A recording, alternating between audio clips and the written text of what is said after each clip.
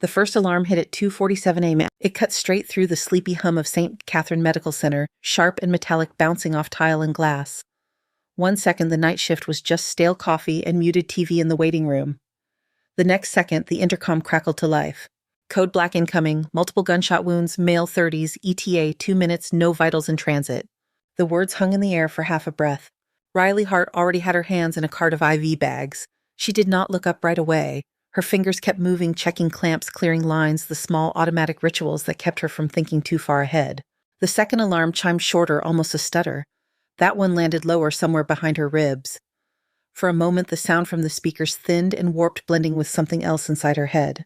Rotor blades, wind slashing hot sand across canvas, a voice shouting for a medic over the roar, then fluorescent light snapped back into focus. St. Catherine ER, Norfolk, Virginia.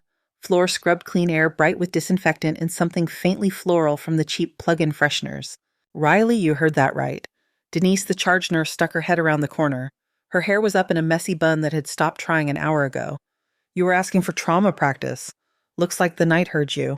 Riley slid the last IV bag into place and straightened. Bay 3, she asked. Bay 3, Denise said. In Hart, they said no vitals. Do not get yourself in trouble on your first month. Riley gave a small nod, not agreement, just acknowledgement that the words had been spoken. The corridor to trauma felt a little narrower than it had 5 minutes earlier. Monitors glowed in open rooms, green lines pacing out other people's crises. Somewhere a TV laughed on a late sitcom rerun, the sound weirdly out of place. She pushed through the double doors into Bay 3, just as the glass entrance at the end of the hall blew open with the slam of the ambulance gurney. 2 paramedics flooded in with it splashed in red up to their sleeves. The sheet over the patient was already the wrong color. Jake Rourke, one of them barked.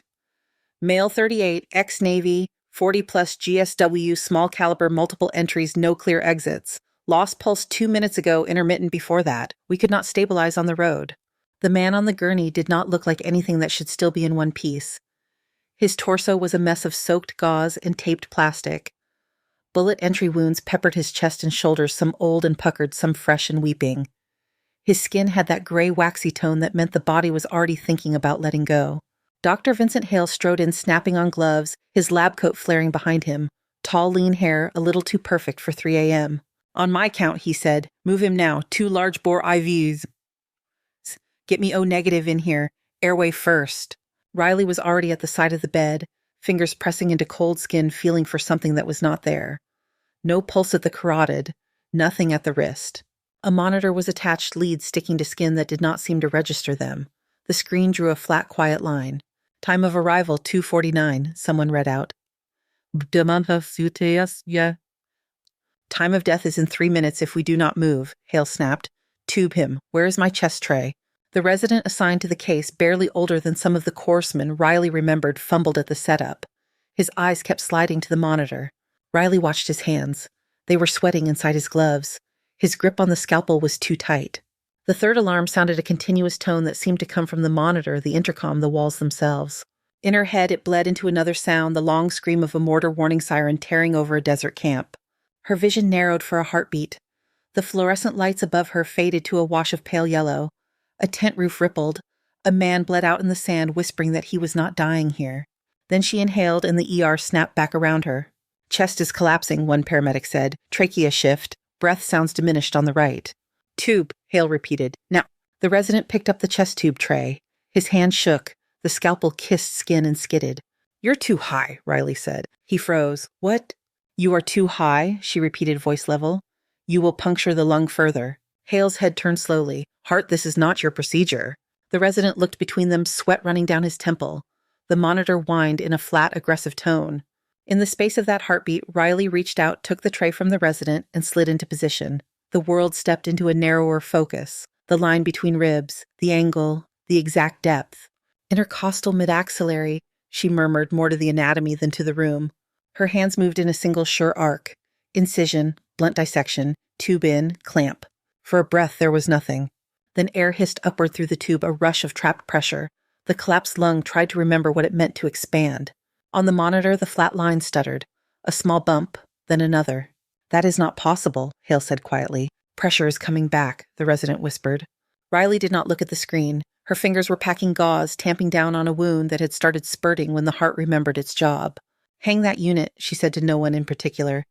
And squeeze it, he will not wait for gravity. For the next minutes, the trauma bay filled and emptied with action. Voices coded numbers and drug names. Blood bags were slapped into Riley's hands and out of them again. The floor turned slick with a mixture of saline blood and something clear from a knocked-over tray. There was a moment when the line on the screen started to flatten again. Hale cursed under his breath, reaching past Riley for the paddles. "Move," he said. She did not. She set one hand on the patient's sternum, feeling for the faintest rhythm. "He is not done," she said. Hale stared at her eyes hard. It was less about the words and more about the way she said them, like she had heard that same rhythm before in another body, in another place. He shoved the paddles at a nurse and went back to managing the airway. "Keep going then," he said. They did. At 3:01, the monitor settled into an uneven but undeniable pattern. Not pretty, not safe, but alive. Rourke's chest rose and fell under the tubing and tape, each breath a negotiation. "Get or prepped," Hale said, voice suddenly hoarse. "We are not losing that rhythm upstairs." The team surged around the gurney. Hands untangled lines, swapped monitors. The door swung open again as they rolled him away, shouting to clear the hall. Then the room emptied. The alarm stopped. Riley stood still for a long second, the sound of her own breath loud in her ears. The overhead lights hummed. Somewhere down the corridor, a vending machine dropped a can with a hollow thunk. On the floor of Bay 3, the blood remained. It had spread in an uneven pool near the foot of the bed, thin at the edges, dark and sticky in the center. Bits of white gauze clung to it like dead moths. She pulled a mop from the corner and filled the yellow bucket at the sink. The water turned cloudy as soon as the bleach hit it, the chemical tang burning her nose. Kneeling on the tile, she began to scrub. The red smeared first, then faded into pink streaks. The mop head dragged against the grout, catching on invisible cracks. Her muscles registered the work, but her hands did not shake. The more she cleaned, the stronger the smell of bleach became, burying the coppery scent underneath, making it possible to pretend that nothing had happened here at all. Behind her, someone cleared his throat. "You are doing that like you have done it before," a voice said. She glanced over her shoulder. Marcus Reed leaned on his janitor's cart in the doorway, dark skin creased gray in his beard. St. Catherine badge clipped crooked to his shirt. His eyes were on her hands, not the floor. "Done what?" she asked. He shrugged one shoulder. "Clean up after a miracle," he said. "Or after a mess that should have been a body bag." Riley looked back at the fading smear in front of her. "He is not out of it yet," she said. Marcus stepped inside the wheels of his cart, squeaking once. "Back in Desert Storm," he went on, "we had a medic like that. Hit came in, boys were already saying goodbye, then she walked in and told them no. They called her Wraith." The mop paused for just a fraction. "What was her name?" Riley asked. Marcus shook his head. "No one used it," he said. "Names did not last long out there, but their hands did. Same kind of hands you have." Riley pressed the mop harder into the tile. "Maybe she just learned fast," she said. Marcus watched her another second, then gave a slow, knowing nod. "Maybe you did too," he said. He turned his cart and left Bay 3. The squeak of the wheels faded down the hall. Riley wrung out the mop one more time. The water in the bucket was a dull, exhausted red under a layer of white foam. The floor of the trauma bay was almost clean. Her hands smelled like bleach and old blood. She flexed her fingers once, feeling the familiar pull of old scars across her knuckles, then set the mop back in its corner and walked out into the humming fluorescent light. By the time Riley stepped out of Bay 3, the clock over the nurse's station read 4:12 a.m. The ER had gone back to its usual kind of quiet. Phones rang in short bursts. A drunken triage argued in a slurred voice about his shoes. Somewhere a television flickered with the sound turned low. The noise after the alarms felt thin and distant, like the ringing in her ears after a blast. Her hands still smelled like bleach. Up on the ICU floor, the air was cooler. The lights were dimmed to a softer level that made the glass walls glow. Machines sighed and clicked behind those panes, green numbers hovering over beds. Riley stopped outside room 412. Jake Rourke lay there, threaded into more lines and tubes than most people saw in a lifetime. 4 chest tubes, a vent line taped at his mouth. IV bags hanging like pale ghosts around his bed. His chest was mostly bandage and plastic under the thin hospital gown. The monitor over his head printed out a jagged rhythm. Not normal, not safe, but a rhythm. She studied his face. He was younger than the mess of scars on his body suggested. Dark stubble shadowed his jaw. A line creased between his brows as if he had been frowning even before the bullets.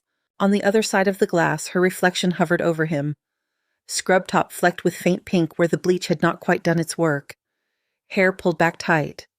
Eyes that looked like they had been awake for days. For a moment the reflection shifted. In its place, she saw another bed. Sand packed under the legs, canvas walls rattling in hot wind. A man on a field-caught shirt, cutaway chest wrapped in towels, gone almost black. He had gripped her wrist with fingers slick with his own blood. "You are not losing me here, Doc," he had whispered. She had saved him for 9 minutes. The line on his monitor had held long enough to make everyone move a little faster, talk a little louder, believe for half a heartbeat that he would get through. Then it had gone flat. In ICU room 412, the monitor over Jake Rourke beeped on steady in its uneven way. "Do you plan on staring through that glass until sunrise, Hart?" Dr. Vincent Hale stood at the end of the corridor with a paper cup of coffee in one hand. The smell of burnt beans reached her before his footsteps did. "Just checking lines," she said. "You checked them 5 minutes ago," he replied. He came to stand beside her, looking in. The harshness he carried in the trauma bay had drained out, leaving something tighter and more thoughtful. "You disobeyed a direct order tonight," he said quietly. "You perform procedures you are not licensed to touch in this state. Officially, that is grounds for suspension." Riley nodded once. "I know." He took a sip of coffee, winced at the taste, kept going anyway. "You also kept a man with 40 bullet holes from arriving at my morgue before the sun came up," he said. "I have seen senior surgeons freeze on cases half this bad." "Got lucky," she said. Hale turned his head to look at her. "What you did is not luck," he said. "Where did you learn to move like that?" Her eyes stayed on Rourke. "You learn fast," she said, "when you have watched men die because you were slower." Hale studied her profile. There was something in his expression, a question he wanted to ask, and already knew she would not answer. "You are not making sense, Hart," he muttered. "Neither do 40 bullet wounds in a heartbeat," she replied. He exhaled. The sound was very small in the hallway full of machines. "There will be an internal review, Q," he said. "The board will want to talk to you. It will not be gentle." "I understand." He lingered for another second in front of the glass, as if waiting for something to change on the monitor. Nothing did. Eventually he walked away, his footsteps fading past the nurse's station. By 5 a.m., the gossip had already started working its way through the hospital. In the break room near radiology, a respiratory tech swore he had seen a nurse tie off an artery faster than he could even name it. In the lab, a phlebotomist repeated how the trauma chief had lost his temper and then gone quiet, which no one had seen happen in years. At the main desk, someone whispered the phrase tactical medicine like it was a diagnosis. Some called what Riley had done reckless. Others called it genius. Most had not been in the room, but that never stopped anyone. At 6:30, the cafeteria smelled like powdered eggs and old coffee. The big windows along one wall showed the sky just starting to lighten beyond the parking lot, a flat gray blue over the shapes of crepe. Riley sat at a metal table in the corner, hands wrapped around a plastic cup of water she had not drunk. Her scrub top was clean now, a fresh one from the supply closet. Her hair was still damp from a quick rinse in the locker room sink. A group of night shift nurses clustered at a table near the middle, hunched over their phones. Every so often one would glance up, not quite at her, then look back down. Marcus Reed rolled his mop bucket into the far corner and parked it there. He picked up a tray with a black coffee and a wrapped muffin, carried it over, and set it on the table opposite her.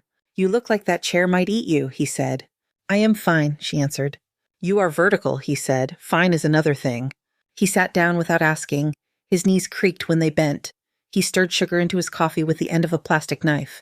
"You know," he said, "word is there's a Navy man upstairs who would not be breathing if you had not decided to ignore half the rules in this building." "They are exaggerating," she said. Marcus let the silence sit for a moment. "In desert hospitals, they used to exaggerate too," he said. "We had this ghost medic, came into tent boys already halfway gone, walked out with them still cussing. Command loved her. Easier to justify bad calls when someone patched up the bodies." Riley's fingers tightened a fraction around the cup. "You already told me about her," she said. "Did I?" Marcus took a sip of coffee. Hard to keep ghosts straight. Over at the far end of the cafeteria, Denise appeared at the doorway, scanning the room. Her gaze landed on Riley, and relief softened her shoulders. "There you are," Denise said as she walked over. "They have been buzzing for you for 10 minutes. Riley looked at her pager clipped at her waist. The screen blinked administrator office in urgent little letters. "Bored already?" Marcus asked. Denise shook her head. "No, higher," she said. "They say they are from the Department of Defense." The words dropped between them like a piece of cut glass. Riley picked up her cup, then set it back down. Her pulse did not speed. She just felt a small cold click inside, like a door that had been shut for a very long time finding its hinges. "Where?" she asked. "Conference room B, 3rd floor," Denise said. "Vincent is up there too. He looked like someone had just told him his car exploded." Marcus watched her stand. His eyes had lost the teasing glint. "Careful who you talk to, Hart," he said softly. Uniform or not, they do not always come for the right reasons. Riley did not answer. She followed Denise out of the cafeteria, the echo of her own footsteps lengthening in the stairwell. Conference room B was usually used for lunch meetings and training videos. This morning it felt smaller than she remembered. The blinds were half closed, cutting the early light into stripes across the table. A carafe of untouched coffee sat near a stack of legal pads. The smell of dry marker clung to the whiteboard. Dr. Hale stood near the head of the table, hands in the pockets of his coat. Two strangers sat across from him. The first was a man in a dark suit that had seen better days, tie-loosened hair starting to gray at the temples. His eyes were very awake. The second was a woman in a neater suit, younger posture, straight, watching everything. "Hart," Hale said. "This is Special Agent Sam Keller and Agent Dana Ortiz. They are here on behalf of the Department of Defense." Keller rose when she entered, offering a hand. "Ms. Hart, appreciate you coming up," he said. She shook his hand. His palm was cool and dry grip firm without being showy. He gestured to the chair across from him. "Please sit," he said. Riley sat. Hale did not as if he was not sure whether he was part of the conversation or a witness to it. Keller opened a slim folder. Inside lay a photograph worn at the edges. He turned it around and slid it across the table. A younger woman looked up from the glossy paper. Her hair was shorter, pulled under a cap. The uniform on her shoulders was darker, patterned in muted earth tones. The name tape over her heart read Hart Aura. Her eyes in the photograph were exactly the same. "That is you," Ortiz said. The fluorescent lights hummed. Somewhere in the hall, a cart rattled past. "That is an old picture," Riley said. "How old, Keller is at the moment?" "How?" Keller asked. She considered her answer. "Old enough," she said. Keller did not push. He tapped the lower corner of the photo instead, where another strip of embroidered letters read something most civilians never saw. 68 Whiskey on it, he said. "Combat Medic, Joint Task Group Kestrel attached. That ring a bell." Riley kept her gaze on the image. "I got out a long time ago," she said. "Funny thing," Keller continued, "my system says you never did." He pulled another sheet from the folder. This one was a copy of a military report heavy with black ink bars. Only a few lines remained legible. Operation Iron Mirage. Location redacted. Status, all personnel presumed KIA. Near the bottom, under a list of names, she saw it. Hart Riley, Lelt Medic. "We have you listed as dead," Keller said. "Along with a man named Commander Jacob Rourke. He went missing during the same operation."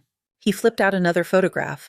Jake Rourke, younger in desert fatigues, smiling sideways at someone just outside frame. "The man you kept breathing last night is not some John Doe off a highway," Keller said. "He is that commander. He was supposed to have died beside you." Hale made a small sound in his throat. "That cannot be right," he said. "He would be at least 50 now." 52, Riley said without thinking. The room went very still. Ortiz watched her with an unreadable expression. "Operation Iron Mirage was classified," Riley said. "It was," Keller replied, "until your patient arrived in my system with 40 bullet wounds and a pulse." He set the papers down. "I'm not here to arrest you," he said. "I am here because when people who are supposed to be dead start showing up in civilian hospitals, it raises questions." She finally lifted her eyes from the table to meet his. "Questions you already think you know the answers to," she said.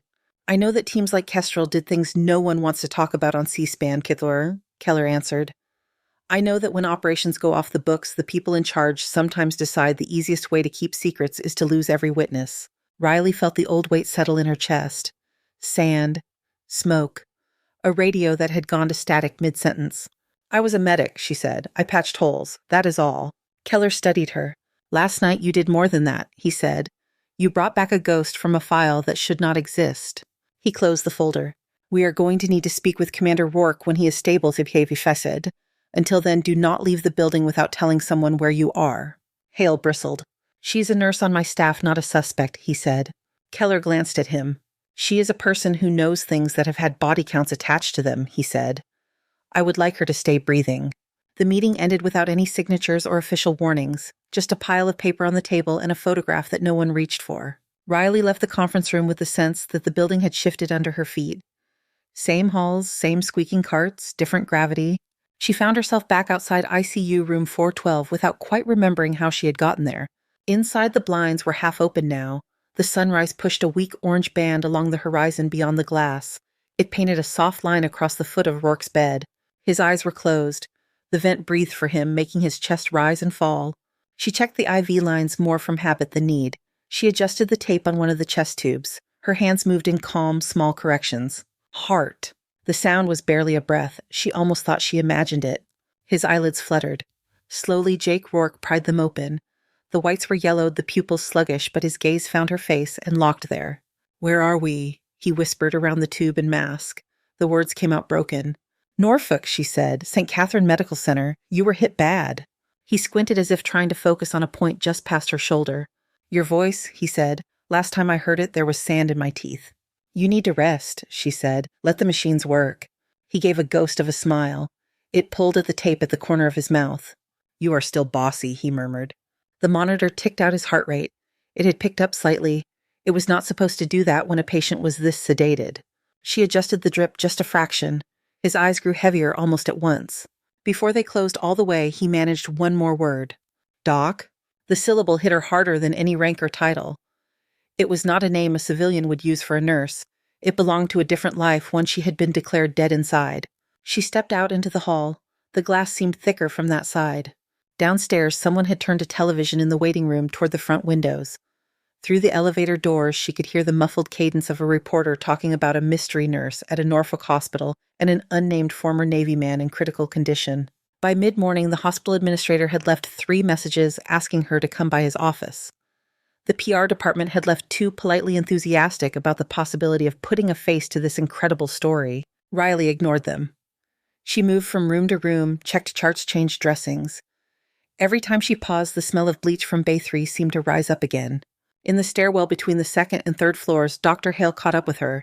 He blocked the step above her, forcing her to stop. "You could have told me," he said. His voice had lost its usual sharpness. It sounded tired. "Told you what?" she asked. "That you were not just some transfer from a clinic in Richmond, Feuillet," he said. "That you wore a uniform. That the DOD has your file stapled to the word classified."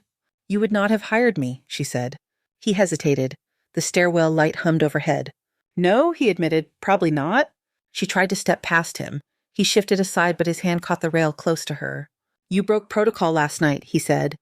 "You made me look like I had no control of my own trauma bay." She met his eyes. They were bloodshot around the edges. "And you saved a man everyone else had already written off," he said.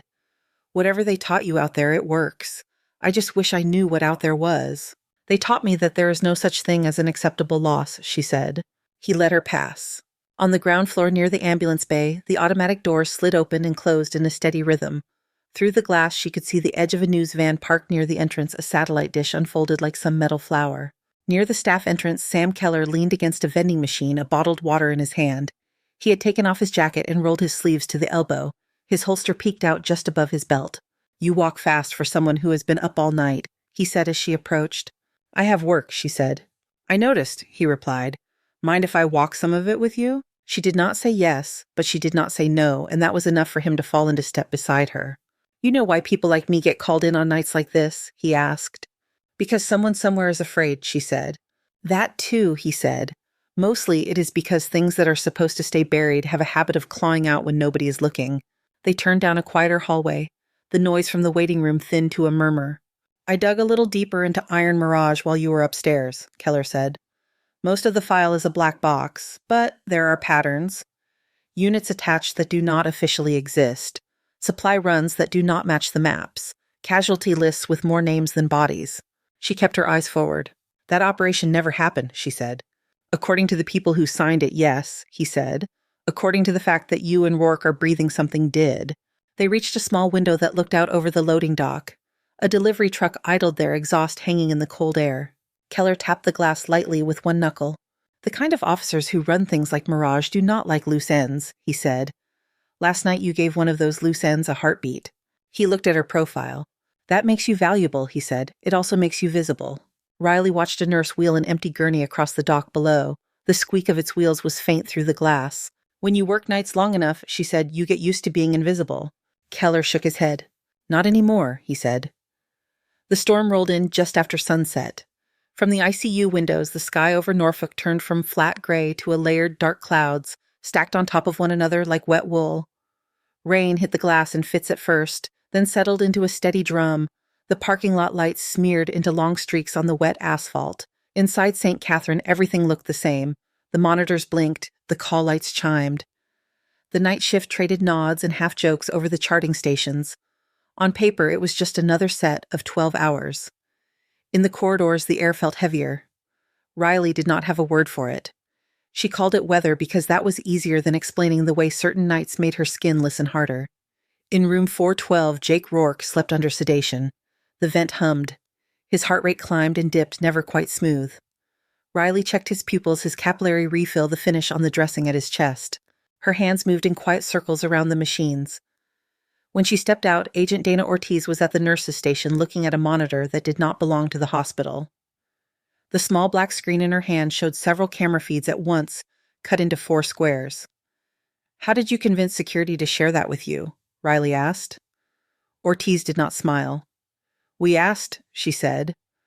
On the screen, the live feed from the loading dock froze a second, then caught up. A white bar of static flashed across it. "Storm is messing with the cameras," Riley said. "Maybe," Ortiz replied. She tapped another feed. The stairwell at the east wing appeared. Empty. The time code in the corner flickered, then steadied again. "Badge logs show someone came through the lower access 10 minutes ago," Ortiz said. "No one on the camera." Riley watched the empty stairwell. The light over it buzzed in the grainy image. "Maintenance?" she asked. Ortiz shook her head. "Already checked," she said. "Their keys are accounted for." Riley felt that small, cold click inside again. "Where is Keller?" Shigeshiti asked. "Talking to your head of security," Ortiz said, trying not to start a turf war. A call light chimed 3 times in a row, a pattern that did not match any of the room buzzers. Denise frowned and picked up the wall phone. "Trauma wants you," she mouthed to Riley. The call from downstairs was about a teenage boy with a broken arm and a possible head injury. For 10 minutes, Riley rode the familiar track from triage to suture, from X-ray to reassurance. Her hands knew what to do. Her voice knew how to make frightened people breathe slower. She was cleaning the last smear of blood from a knuckle when the first alarm hit. It was not the same tone she had heard at 2:47 the night before. This one was shorter, sharper, a series of chimes that stacked on top of one another with no space between. "Security alert, Guillaume," the intercom said. "East wing. All staff shelter in place until further notice." The words came out flat, like they had been recorded and were now playing over someone else's night. Denise looked up from the charting computer. Her eyes met Riley's across the trauma bay. "You ever had a security alert that was not a drill, Fima?" Denise asked. "Once," Riley said. "Somewhere else." In the ceiling, the lights shifted to a backup setting. They dimmed just a fraction, but the color changed enough to make skin tones look off. Down the hall, the metal fire doors began to slide into place, closing off sections of the hospital with soft, final clicks. The alarms from upstairs bled faintly through the vents. They carried a tone that sat wrong in Riley's chest. She had heard that rhythm before in other buildings in other countries when someone had decided that whatever was happening inside needed to be contained. Her pager buzzed hard against her hip. "ICU call." When she reached the unit, 2 of the nurses were already moving patients away from the windows. One pushed a portable vent. Another maneuvered an IV pole tangled in tubing. "What happened?" Riley asked. "Security says someone tried to get in through a service door on the east side," the charge nurse said. "They ordered lockdown. We are supposed to stay put." Ortiz stepped out of the staff lounge, radio pressed to her ear. She shook her head and tossed the device to a nearby chair. "Signal is garbage," she said. "Too much interference." "Storm doctor?" the charge nurse asked. Ortiz met Riley's eyes. "Could be," Ortiz said. "Could also be someone who knows how to block a frequency." The sound that came next did not ride the intercom. It came up through the floor, a distant, heavy thud that everyone in the hall felt in their feet. "What was that?" someone whispered. Riley knew the sound of a door being forced with a shaped charge. The concussive wave was smaller inside a stairwell, but the bones still learned it. Her body remembered before her mind finished the thought. "That is not the storm," she said. She moved to room 412 and pulled the chart up on the end of the bed more as an excuse to steady her hands than to read numbers. Jake Rourke lay where she had left him, but the lines on his face had shifted. The crease between his brows had deepened. The muscles in his jaw jumped once, a twitch of a man who heard something even when he was not supposed to. "Hart," Ortiz said from the doorway, voice low. "We have people breaching the east stairwell. Not mine, not local cops. They move like they trained for this." "How many?" Riley asked. Enough, Ortiz said. Riley stepped into the hall. Denise, she said, we need the vent-dependent patients moved away from the east side. Use the inner rooms. Close every blind we have. Heart security told us to stay in place, the charge nurse protested. Security does not know what is coming up those stairs, Riley said. Her voice was calm, but it carried. You want your patients alive when they get here. Move them. Denise stared at her for a second, then nodded. You heard her, Chip, she told the others. Move. Nurses started wheeling beds, unhooking monitors, pushing IV poles. The corridor turned into a slow, careful tide of equipment and fear. Riley went back into Rourke's room. She looked at the vent settings, then at the portable unit in the corner. She checked the battery, the oxygen tanks, the backup tubing. You are not walking out of here, she said to him. So we will improvise. His eyelids fluttered once as if some part of him heard. From the far end of the unit, a loud bang sounded, followed by a short burst of shouting and the crack of firearms. The noise hit the glass like hail. Someone screamed. Someone else yelled for people to get down. Ortiz drew her sidearm and took position behind the nurses' station eyes on the intersection where the ICU hall met the main corridor. Riley unhooked the main vent from Rourke and moved him onto the portable unit in 3 practiced motions. The machine hissed to life. His chest rose and fell. The alarms on the wall monitor began to complain. Quiet, she said under her breath as she muted them. She unlocked the wheels on his bed. Agent Keller appeared at the far end of the hall. His suit jacket was gone. There was a small cut above his eyebrow already drying. We have at least 6, maybe more, he said. Black gear, rifles, they are clearing rooms. This is a hospital, Denise said. Her voice had gone high, almost unrecognizable. They are not here for sick people, Keller said. They are here for a target.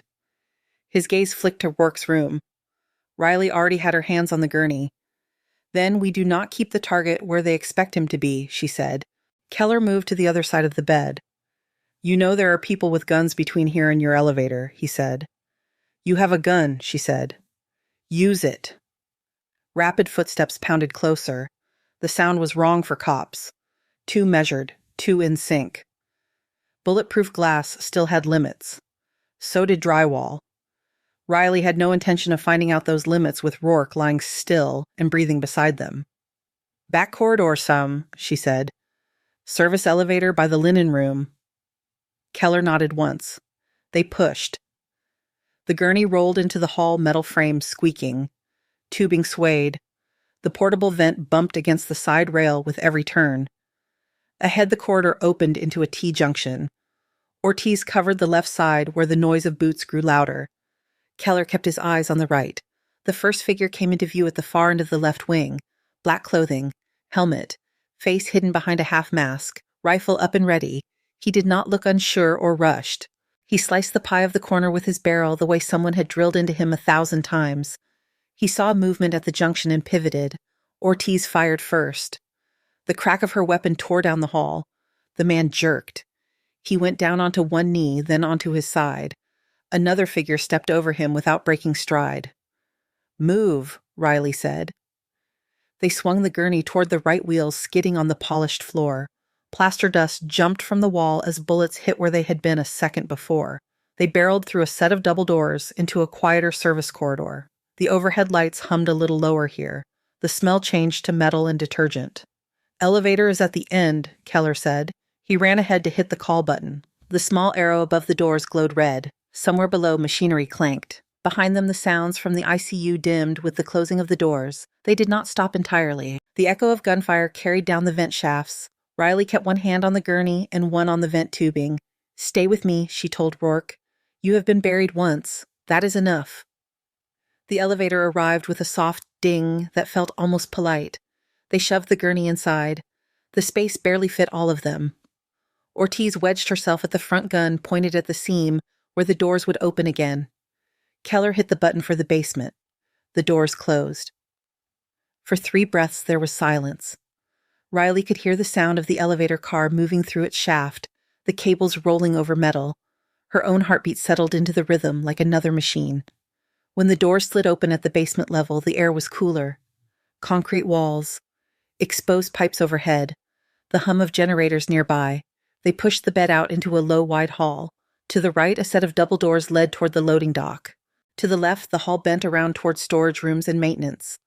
"Dock first," Keller said. "We can get him into a vehicle and out." They headed right. The closer they came to the dock doors, the clearer the smell of rain and exhaust became. Faint flashes of emergency lights flickered against the crack at the bottom of the door. Riley put her shoulder into the gurney one last time and pushed through. The door swung outward. Several men stood waiting in the shelter of the overhang where the rain could not quite reach. Their clothing was darker than the night. Some held weapons angled down, safe but ready. In front of them, hands behind his back, stood a man who did not wear a helmet. His hair was clipped close, more white than brown. His face had the calm of someone who did not startle easily. The long coat he wore was wet at the shoulders, but he did not seem to notice. His eyes went straight to Riley. "Lieutenant Hart," he said, "you took your time."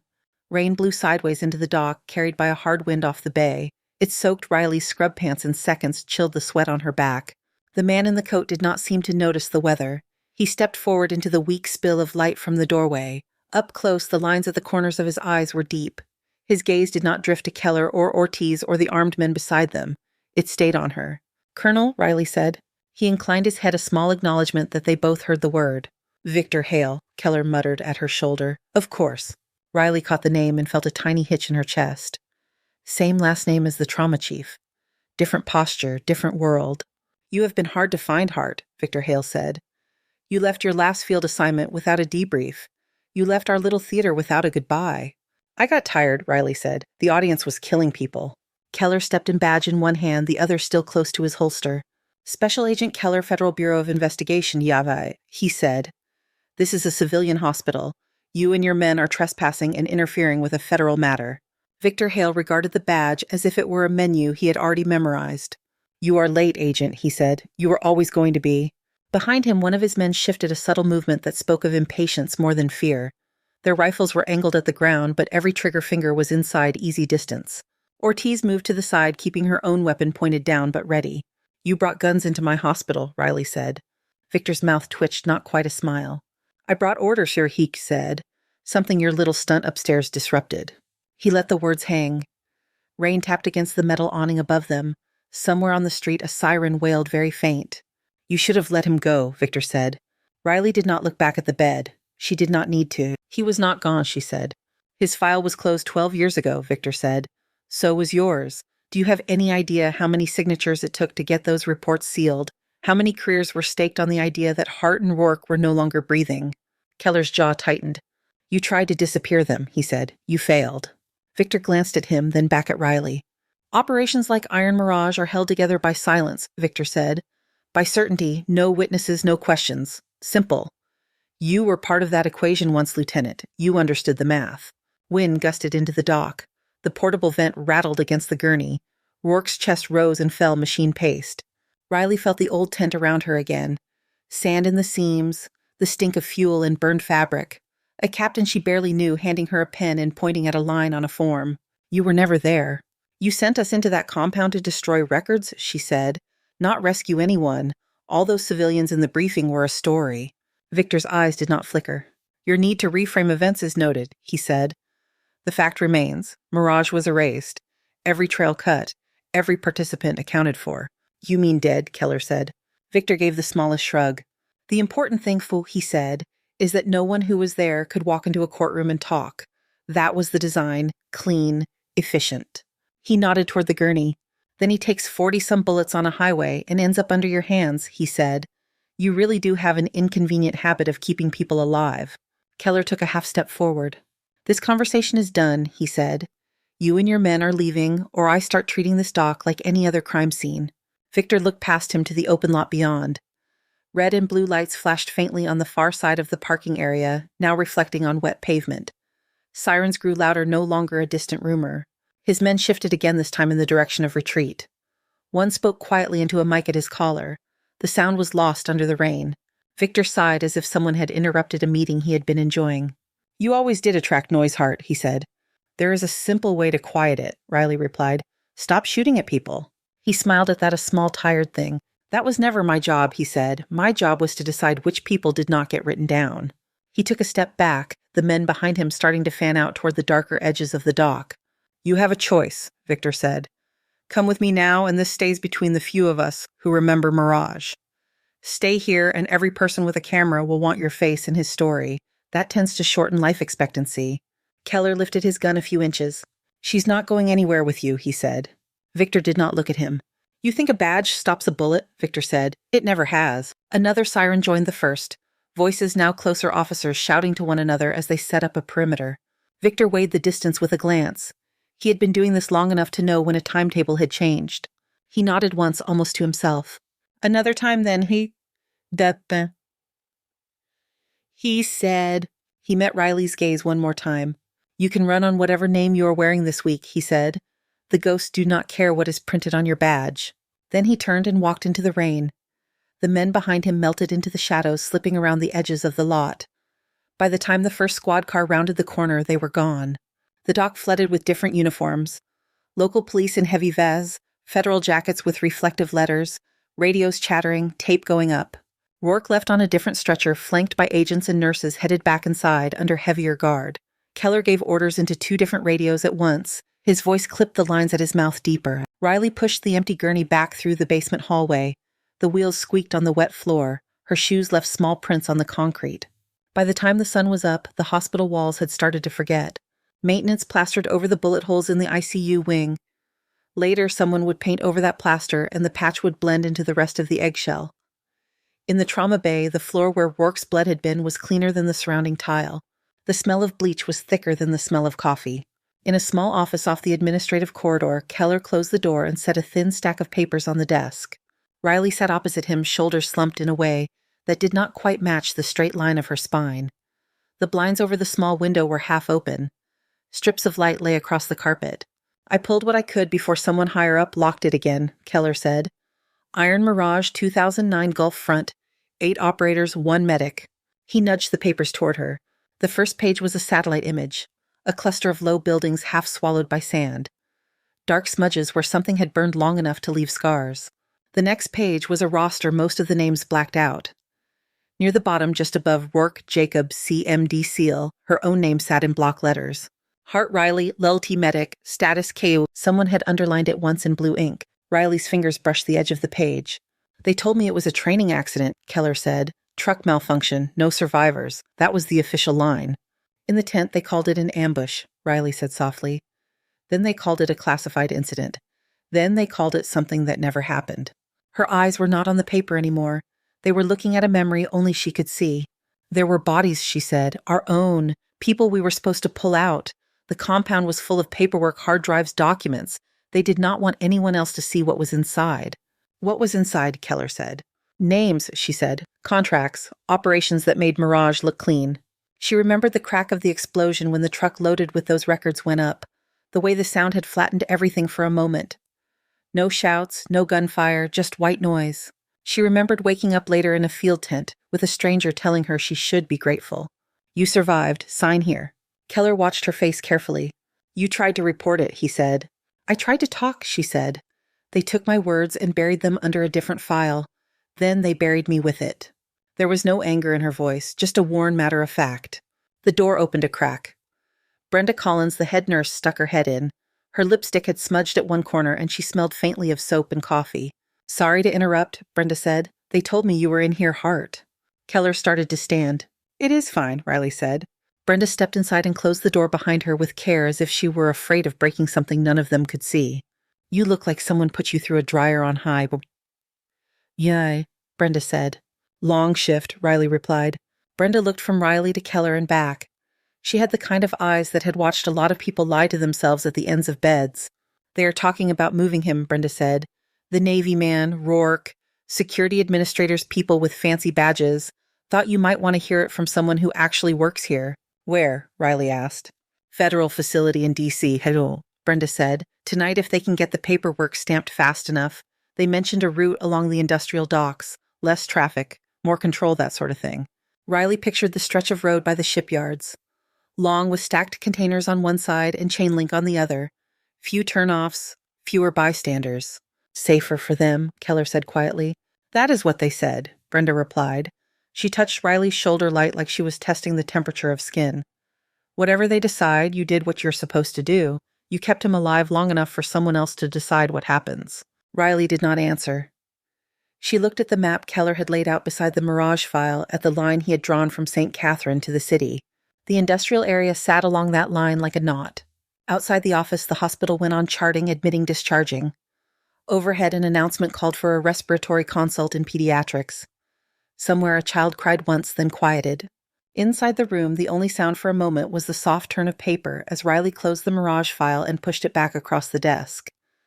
The decision came faster than the paperwork. By late afternoon, the rumor had slipped through the hospital like a draft under a door. People in dark suits were on the phone. Security hovered near the ICU in pairs, instead of one at a time. A gurney stood ready by the elevator, too clean, the mattress still wrapped in thin plastic. At 6, Denise caught Riley outside the medication room. "They are moving him tonight," she said. "Your Navy man." Riley knew which one she meant. No one talked about Jake Rourke as a regular patient anymore. He had become a presence, a story, something bigger than the bed he lay in. "Where is Keller?" Riley asked. "With the administrator," Denise said. There were raised voices, very polite raised voices, but still. The sun went down behind a wall of cloud. By 7:30, the rain had started again. It came steady and slow this time, as if the sky had decided not to rush anything. In room 4-12, Rourke had his eyes half open. The sedation had been eased in preparation for transport. His gaze drifted along the ceiling, then fixed on the sound of Riley's footsteps when she came in. "You look terrible," he said, his voice raw but clearer than it had been. "So do you," she answered. He managed a small laugh that turned into a cough. The monitor beeped a little faster. She adjusted the oxygen, watched the numbers settle. "They told me I'm getting a field trip," he said. "New walls, same needles." "Federal facility in D.C., she replied. "More security, less sleep." He studied her face. "You coming along?" he asked. "Convoy is full of federal badges," she said. "They do not need a night nurse." "That is not what I asked," he said. He had the same way of looking at her that he had in the field tents, as if she was another piece of equipment he was evaluating. Reliable or not. Worth carrying or not. "I have work here," she said. His eyes dropped to her hands resting on the rail.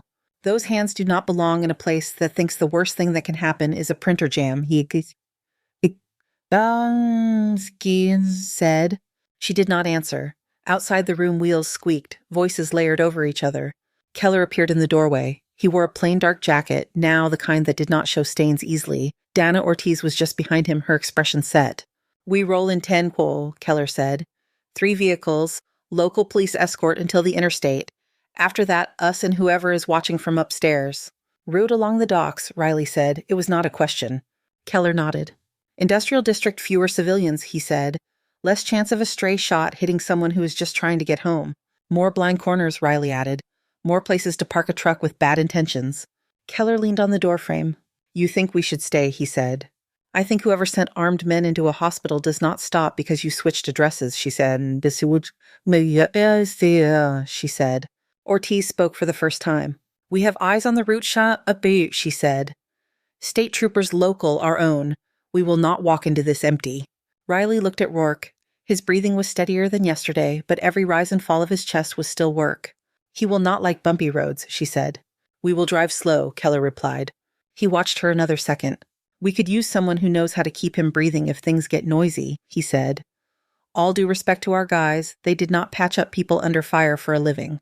"Used to," Riley corrected. "I used to do that." "Once is usually enough to learn the difference," Keller said. The hallway outside the ICU had shifted from routine to something tighter. Extra guards stood by the doors, jackets bulky over ballistic vests. Nurses moved around them with the same determination they used around broken equipment, annoyance buried under necessity. They loaded Rourke onto a transport stretcher with straps at shoulders, waist, legs. The portable vent was checked again. Lines were secured. The heart monitor attached to the side of the gurney flashed steady green. "Last call," a paramedic said. "We are sealing him in." Riley picked up her badge from where it dangled at her chest. The plastic rectangle swung slightly in front of her scrub top. "I am going," she said. Denise's eyebrows climbed. Keller did not smile, but his shoulders dropped a fraction like a small weight had shifted. "Then we have a better chance of all coming back," he said. The convoy lined up at the ambulance bay under yellow lights. First vehicle, a black SUV with government plates, carried 2 agents and a driver. Second vehicle, the ambulance with Rourke inside, doors open, back end facing the rain. Third vehicle, another SUV where Keller and Ortiz would ride. Riley climbed into the back of the ambulance. The space was tight smell of antiseptic and rubber strong. The paramedic inside nodded to her and shifted to make room. "You ever done a ride like this before?" he asked. "Once or twice," she said. The doors closed with a heavy clunk. Outside, sound became muffled. The rain drummed on the roof. Through the small front window, she could see the first SUV pull out. The ambulance followed, then Keller's vehicle. They rolled through the city streets, wipers beating a steady tempo. Traffic at this hour was light, mostly delivery trucks and late shifts. A police cruiser slid in behind them for a few blocks, then turned off toward another part of town. Riley kept her eyes on Rourke's face, on the rise and fall of his chest. The monitor beeped in gentle defiance of the dark. "Feels like Basra," Rourke muttered. The movement of the ambulance had jostled him half awake. "Basra did not have this much rain," she said. "It had enough," he replied. He blinked slow. "You remember the convoy out of that compound?" he asked. "Pieces," she said. "Truck in front went up first," he said. "Everything went white. I thought that was it. No more sand, no more noise." He looked at her. "Then I heard your voice," he said, yelling at me to breathe. The road curved, taking them past the edge of the shipyards. Stacks of containers rose on one side, metal boxes painted in faded reds and blues and greens. On the other side, chain-link fence and the dark spill of the bay. The streetlights here were farther apart. The gaps between pools of yellow light were long. Riley felt the hairs on her arms lift. She glanced toward the front of the ambulance. The driver sat hunched over the wheel, eyes forward. The paramedic checked a clipboard, oblivious to the way the world outside had narrowed. The glare came from nowhere. Headlights too bright swung across the windshield from a side street. The ambulance driver swore and hit the brake. "Idiot," he said. "Where is he even coming from? There is no intersection there." Riley did not have time to answer. The first SUV in front of them blossomed orange. The sound that followed was deep and short, more felt than heard. The vehicle lifted, then dropped in a mess of twisted metal and flame. The shockwave hit the ambulance like a hand. The back end fishtailed. Rourke's stretcher lurched against its straps. The monitor flew sideways, slammed into the wall. The driver fought the steering wheel. "Hold on," he yelled. The ambulance skidded to a stop a few yards short of the burning SUV. Riley was already moving. She threw herself over Rourke, bracing an arm against the wall to keep from crushing him. The first bullets came in a tight, controlled burst. They chewed up the pavement near the front tires. Sparks jumped. The paramedic yelped and dropped to the floor. "Kill the lights," Riley snapped. He hit the switch with fumbling fingers. Inside the ambulance, the world shrank to the small glow of the machines. Outside, shadows detached from the stacks of containers. Figures in dark clothing moved with purpose, not rushing angles precise. Their rifles spit more controlled fire, directed at engines and windshields. Behind them, Keller's SUV swerved. Glass shattered. The sound of return fire answered from his side. "Open the side door," Riley told the paramedic. He stared at her. "They will see us," he said. "They already know we are here," she said. "We are not staying in a metal box." She grabbed the vent, unhooked it from its mounting, and clipped it to the side rail in one practiced move. Then she released the stretcher brakes. The paramedic slid the side door open. Rain reached in cold and immediate. The smell of burning fuel was stronger out there, mixed with wet asphalt and hot metal. "On 3, she said. "We drop to the ground and use the ambulance as cover. You take his feet." The paramedic swallowed, nodded. 1, she said. Another round hit the side of the ambulance, punching a neat hole through the metal. 2. She could hear Keller shouting something, words lost under the noise. 3. They shoved the stretcher toward the door and rode it down, letting gravity do the work. The wheels hit the ground hard. One bounced, threatening to tip, but Riley threw her weight against the frame and kept it upright. They ended up crouched beside the ambulance, the vehicle between them and most of the fire. The burning SUV cast an ugly light across the whole scene, making shadows jump. Keller appeared at the rear corner, sliding in behind the bumper. His jacket was torn at one sleeve and there was blood on his cheek. "Thought you wanted a quiet night," he said. "You have terrible ideas of quiet," she answered. He took in the situation with one glance. "We are boxed in," he said. "Explosive at the front, blocked road behind. They timed this well." "Victor," she said. Keller nodded. "His kind always likes to sign their work," he said. There was a lull in the gunfire. The rain hissed on the ground, punctuated by the pop of the burning SUV. From beyond the wall of heat, a voice carried calm and amplified by the hollow space. "Lieutenant Hart," Victor Hale called. "Always in the middle of the noise." Riley edged forward just enough to see him. He stood near the edge of the light coat, wet hair plastered to his head. Behind him, more men in dark gear held their positions, rifles ready but not raised. They looked like a team that had done this before and had not often been denied. "You could have come quietly," Victor said. You could have made this an internal matter, something handled with closed doors and thick folders. You brought bombs to a city street, Riley said. You already made it something else. Victor tilted his head. Rourke was supposed to die when you did, he said.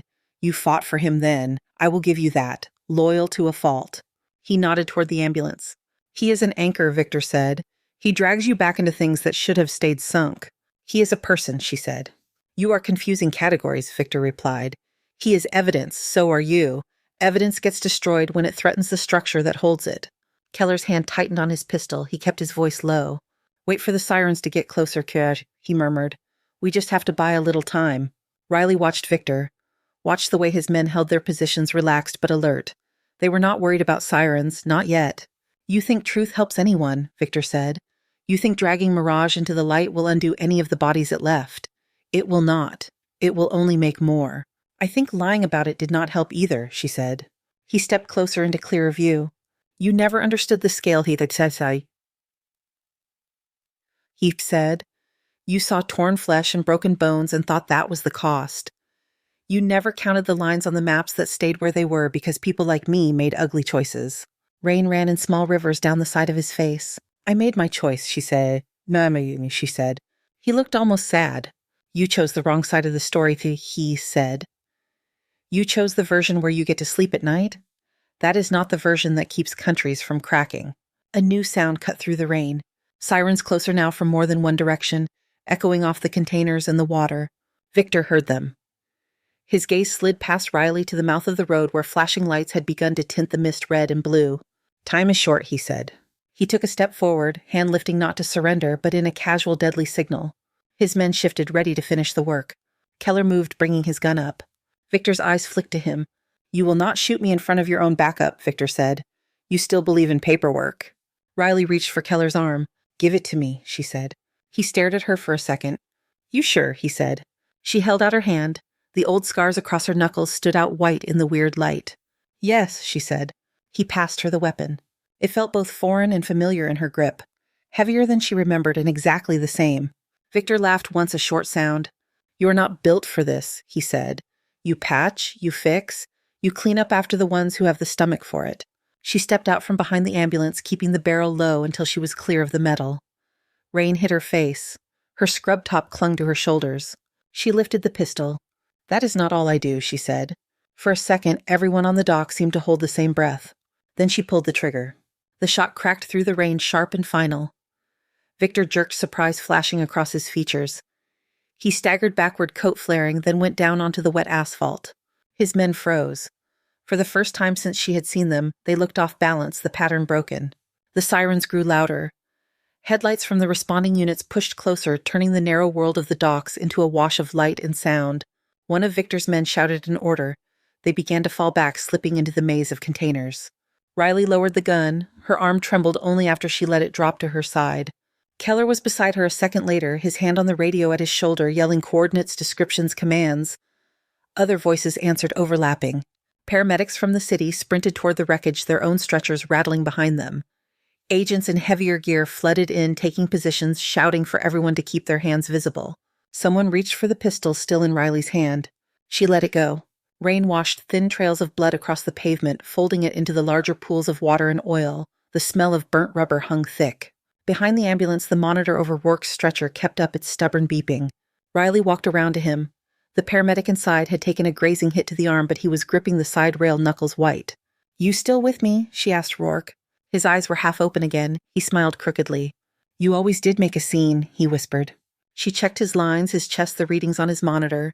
The world around them was still loud, but her hands were steady. Keller limped over a bandage pressed to his shoulder by another agent. You just signed yourself into several hearings, he said. I signed out of one, she answered. He looked at her like he was trying to add up an equation that had changed mid-problem. We will get him flown out from here, Keller said, nodding toward Rourke. Less road, more air. Good, she said. You could come too, he added. You know his case, you know Mirage, you could testify, put names on things that have been shadows for a long time. Riley glanced at the burning wreck of the SUV at the spot where Victor Hale's body lay covered now by a tarp. The rain turned its surface into a dark, rippling sheet. I already named them, she said. Last time no one listened. He did not argue. Around them the dock filled with the business of aftermath. Photographs, measurements, conversations in clipped tones. Riley stepped away from the immediate circle of light. The rain on her skin was cold and clean. Her hands smelled like gunpowder and hospital soap. By morning, the docks looked almost ordinary again. Someone had towed away the burned SUV before sunrise.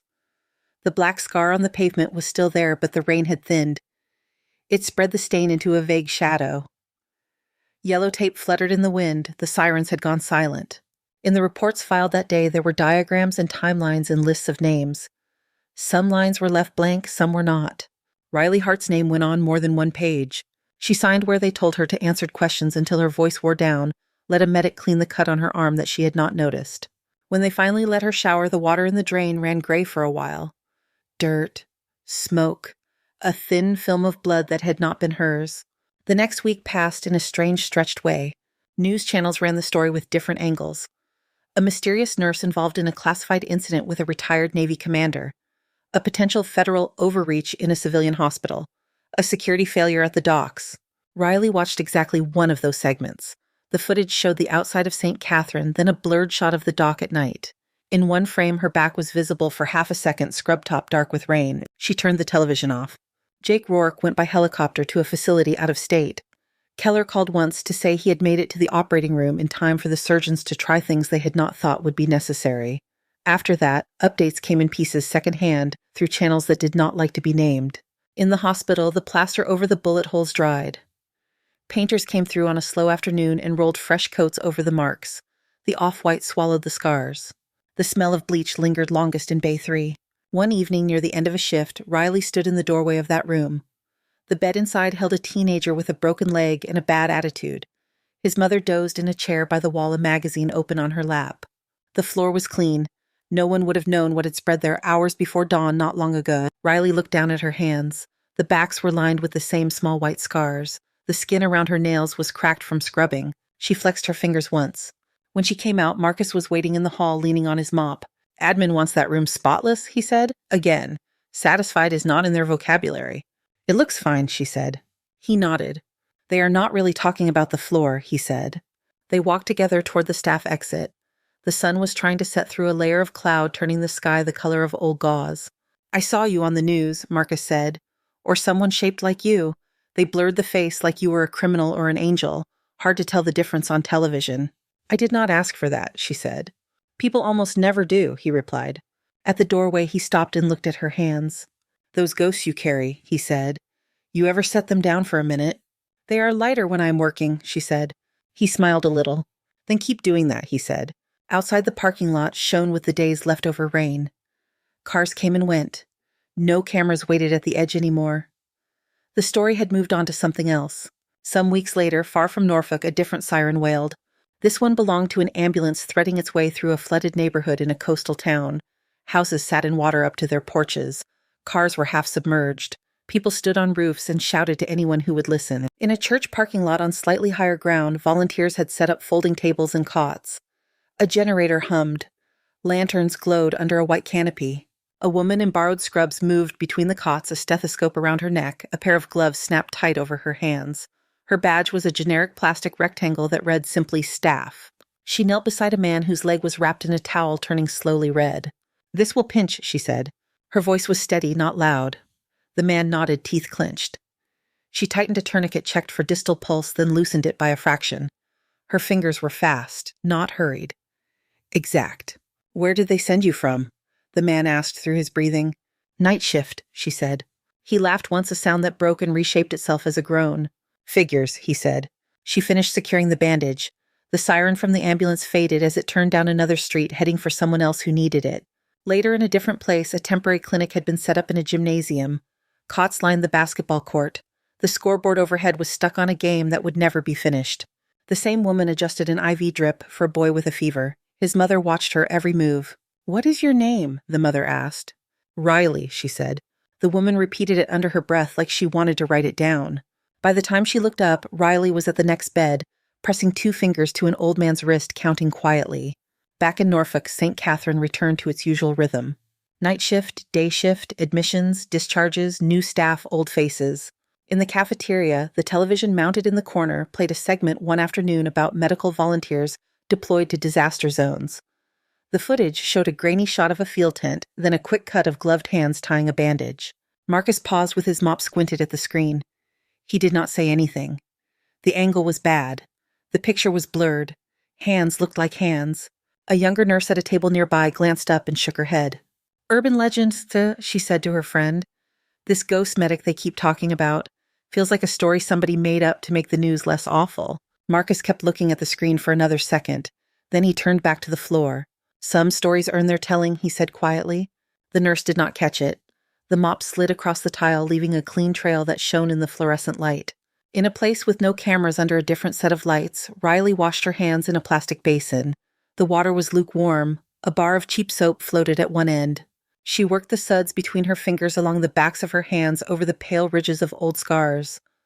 The smell was not bleach this time, just soap and skin. Outside, an ambulance siren rose and fell.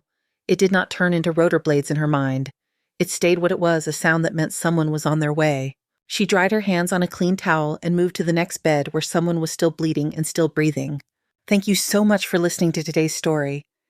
If this story resonated with you or made you reflect, I'd love to hear your thoughts, so feel free to share them in the comments below. And don't forget to like, subscribe, and hit the notification bell so you won't miss the next story.